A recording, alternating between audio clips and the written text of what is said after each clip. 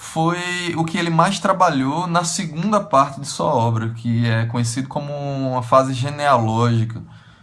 Muitos autores dizem que ele iniciou essa preocupação genealógica a partir do discurso de sua estreia, né, no Collège de France, a ordem do discurso, o nome do trabalho. Né? Bom, a ideia, então, é que a segunda fase do Foucault genealógica, com toda aquela influência de Nietzsche, da genealogia da moral, enfim, ela não anula, ela não entra em choque com a primeira fase, que é a fase arqueológica.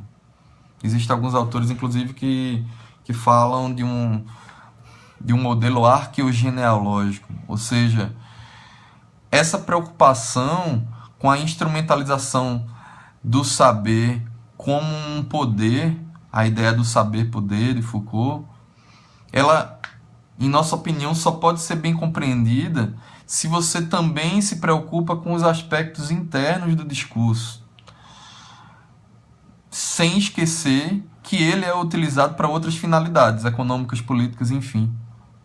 E, portanto, quando Foucault, no início do Vigiar e Punir, ele afirma que a gente deve buscar as finalidades do direito penal em outras searas, que não é estritamente penal, ele não quer dizer que a gente deve ignorar a compreensão dos aspectos da própria doutrina e dos escritos penais, mas sim ter uma visão mais complexa de como elas se comunicam com os aspectos externos ao domínio penal. Eu sei que isso que eu estou falando não é nada novo, muito pelo contrário, pode parecer muito óbvio até. Mas, de certo modo, a gente observa em algumas interpretações de Foucault uma visão um pouco restrita, talvez, no sentido de você considerar o estudo das estratégias políticas sem se preocupar com o discurso próprio do direito penal, da criminologia, da política criminal. Somente vendo os aspectos externos, de fora. Na verdade, você tem que combinar esses aspectos para ter uma historiografia do direito penal mais rica. E é nesse sentido, um pouco, que a gente tenta trazer a história a história cultural para o pensamento jurídico penal. A gente tinha falado com relação à recepção de Foucault, inclusive a Vera Malaguti tem um texto muito interessante que diz que todo texto clássico tem que ser relido criticamente, né? E a gente precisa fazer isso também com Foucault. O Foucault me parece trabalhar com certos tipos ideais, conceitos, e, portanto, a ideia dele de poder disciplinar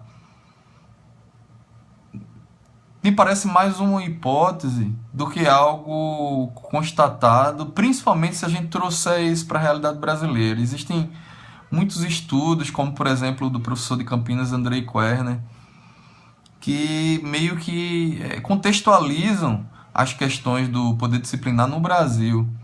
Eu recomendo, inclusive, um trabalho do professor Luciano Oliveira, que se chama Relendo, Vigiar e Punir, bastante polêmico para nós que fomos formados pela criminologia e nos acostumamos a usar bastante Foucault, porque ele tenta justamente trazer problematizações à ideia de uma sociedade disciplinar no Brasil.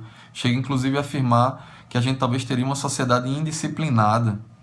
O que ele quer dizer com isso é que as formações institucionais no Brasil não refletem as francesas, em termos de, por exemplo, estruturas militares, a fábrica, a escola. No Brasil, as estruturas educacionais, né, não tinham aquele rigor que talvez na França o Foucault encontrou e que acabou inspirando seus trabalhos. Inclusive, existe um diálogo muito interessante que foi capitaneado pela Michelle Perrault.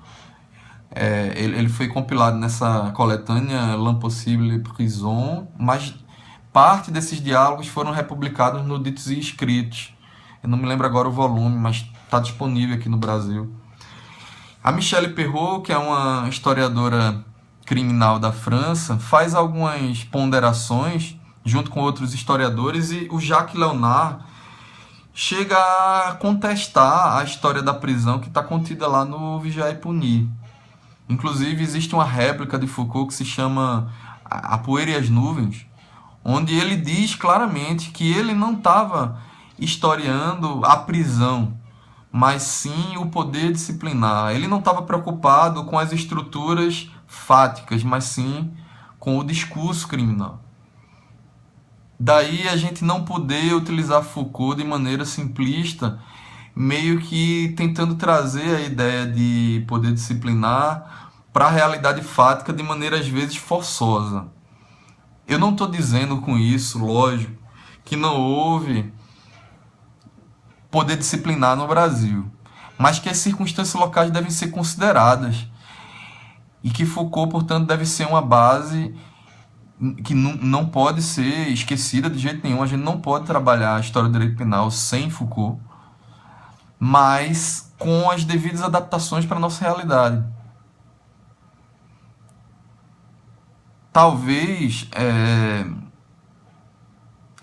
isso eu estou citando um trabalho de uma amiga criminóloga lá de Recife, a Manuela Abá.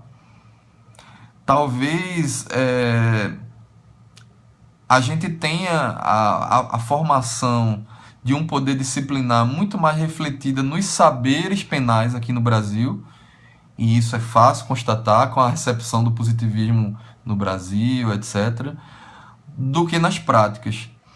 E muito mais nas práticas coletivas do que nas individuais. É mais fácil a gente falar de um biopoder, talvez, do que de um poder disciplinar, individualizado, digamos. De modo que o controle social da vadiagem, o controle punitivo dos negros, principalmente após a abolição, com as restrições, perseguições religiosas, criminalização de práticas da negritude, capoeira, enfim, é uma prova, por exemplo, de que a gente tinha um controle maciço, muito embora não tão eficaz, talvez, quanto se lê nos livros de Foucault. Enfim, uma contextualização que se faz aqui no Brasil dessa... Bom, essa é a ideia, portanto, de trazer a história cultural. Mas a história cultural pode ser muito bem trabalhada com a observação dos conceitos. Não somente conceitos estritamente jurídicos, ou seja, conceito da dogmática, culpabilidade, periculosidade, mas conceitos políticos. Afinal de contas, como dizia o Nilo Batista, a gente tem sempre no direito penal uma ciência política do poder de punir, né? E, portanto, tem muitos contextos, ou melhor, conceitos políticos que fazem parte das preocupações da história do direito penal, né? E para estudar esses conceitos, a gente tem algumas técnicas interessantes que estão sendo trabalhadas na historiografia desde mais ou menos a década de 70 e 80, que achamos conveniente de trazer para o direito penal. Essa é uma das bases da minha tese de doutoramento. Então, de certa maneira, a gente pode observar essa preocupação com a história da cultura jurídico penal em alguns trabalhos recentes. Como eu disse a vocês, eu ia mostrar aqui. O primeiro deles é o trabalho da Camila Prando, que é professora lá da UNB, O Saber dos Jurídicos e o Controle Penal, no qual ela utiliza